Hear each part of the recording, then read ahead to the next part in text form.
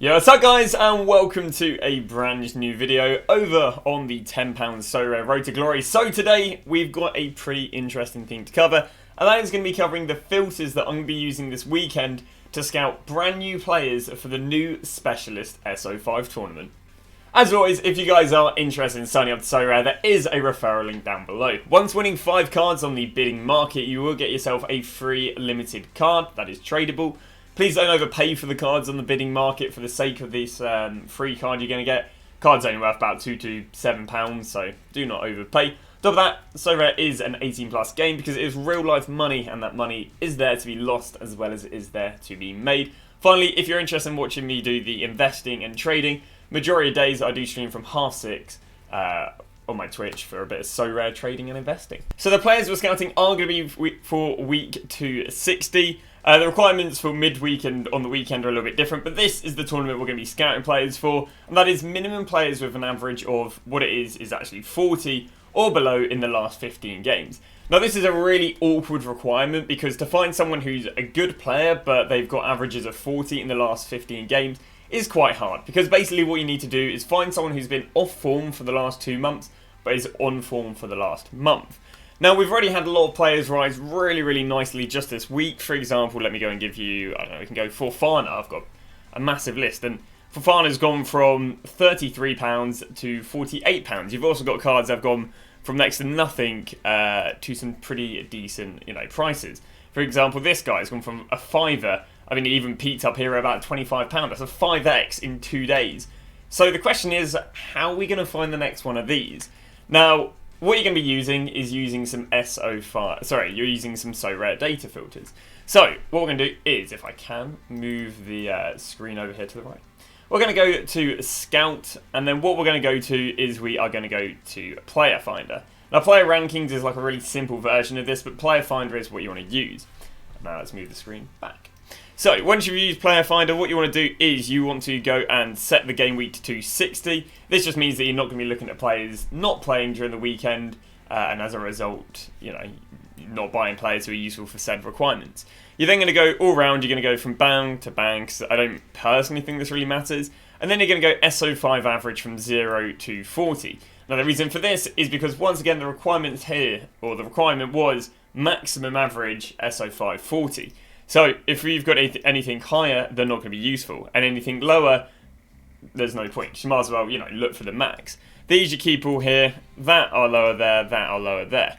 Now we go to the over the last 5. So that'll be the L5. And we're just going to go and increase that from that to that. That to that to that. Because the only thing that's really important and the only thing people look at is the SO5 score. Now there's a few different filters you can look at.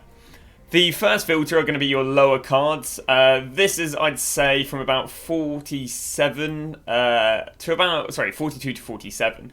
These are going to be your cards that are about £2 that, this week have really risen to about £3-4. Let's see if we can find someone as a good example of someone who this week has risen from like nothing to slightly more than nothing. This guy right here, I'm sure he'll be a good example. There you go. So he originally was £2.60 and he went up there to £4.50. These are like your budget options. Your cheap players that, they're not pulling in cracking. There's players out there that have an L5 of 50, 55, 57. But for people who want to run a cheap team, these are the players, and you can see that there's been a rise, and there's been a rise across the board.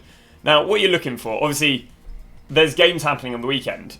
Right now, there's no games happening, but as soon as, the weekend starts coming around, or even Friday evening, what you're going to see is you're going to see new players popping up here. Now, the one thing you have to be careful is making sure that you're not buying someone mid-game, and then, if you're buying someone mid-game, you're basically gambling, because if they go and score another goal, maybe they'll push their score so high that they have that L15 isn't below 40 anymore. Likewise, if you go and buy them and they have a cracking L5, but they go and concede a penalty, well, then that's going to go and kill their L5. So, to play excessively safe, you want to buy after the game or in the dying minutes of the game. So, again, the cheaper, I guess, filter is all of this, and then you're going to run 42 to 47. Again, you're looking, well, what I'd look for is the players who are a few quid, and they should rise going into the Thursday as the hype starts. Ideally, as well, they wouldn't have been inflated the week, the week before. So the second thing I would then look for, if you want to increase it a little bit, would probably be going from like 45 to 50. This is like your mid-range players. These are the players who are about a £5 to 15 quid. We can show you some decent rises right here on someone like a Gary McNee. This guy's gone from £6 and he's been consistently selling here for £10, so just under doubling in value. And again, slightly higher. Where are we looking? I mean, sorry, I haven't actually filtered it. There you go. That didn't fit it whatsoever. Let's go with someone like Segal. Here we go. So Segal, we go look at him, and he's gone from £8 to £27. He's back down here at £20. He's started to mellow out a little bit right now. But again, if someone came along and they pulled in an L5 of 47, but their card or the player was only still like £5-6, that's something I would personally go and invest in, because is the sort of player that will rise going in Friday. You don't have to worry about his score being affected. Yes, he could get injured. Yes, he could have the old vid. But yeah, that's the second filter I'd use to find players who are a little bit more mid-range, but not your upper tier where they're like 40, 50 quid. That's this filter.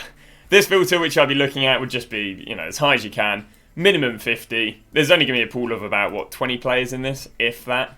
Yeah, 19 players. And you'll see that these are your top tier players. Your Marcus Thorne. Marcus Thorne went from a measly £80 all the way up here to 147. And he should start dropping because deadline has ended.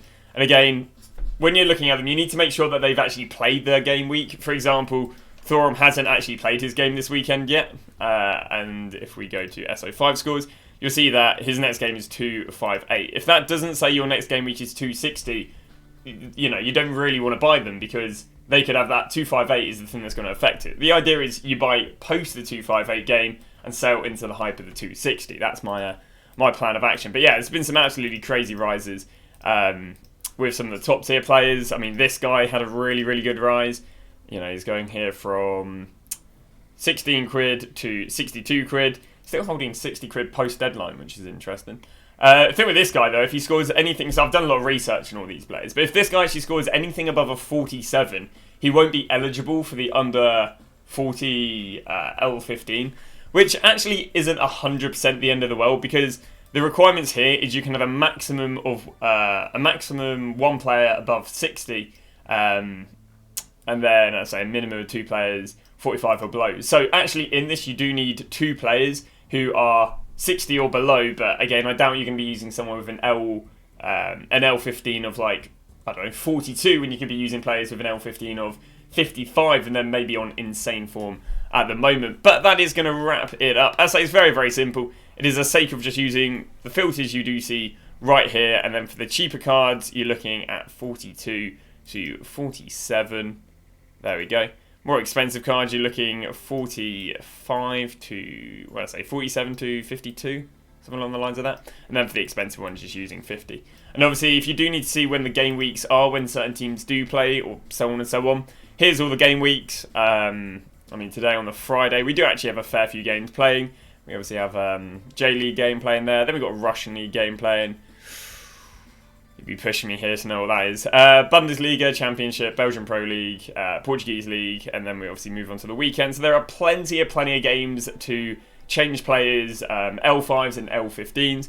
Again, people don't really do much due diligence into the cards. They literally just buy the players with the highest L5 and with an L15 or below 40. So, as I say, I've made a few investments myself. This isn't, these aren't so... Well, the investments I've made are gambling that they're going to have a good game and therefore push up their L5. The players I've bought basically have an L5 of 42 to 45, but they're 2-3 quid. But obviously if they have a good game, that L5 is going to go from 42, 45 to about 47 to 50, which we've seen obviously be quite nice. So I've picked up basically some next to min price players to hopefully gamble on them doing well this week. But as I say, the plan of action, just keep refreshing, keep refreshing these filters, I don't know, every hour, every 2 hours. Obviously, if a player is crazily inflated, you probably want to hold off and hope that you can buy back in a dip of, the people who initially invested. Obviously, another thing as well, if you do see a player that's doing well and they do spike, you can just sell them on that initial rise. Someone like a Viesa, if I can go and find him, he's on my watch list, actually peaked with the initial hype around him rather than the pre-Thursday deadline. You see this guy right here, look. He peaked right here with the hype. he didn't actually, you know, it was almost a third cheaper by the time he got to deadline. So they do have a crazy hype. I don't know, if you manage to catch this knife right, or it's not, yeah, catch him there at 15 and, you know, manage to be one of these guys who can sell him for 22.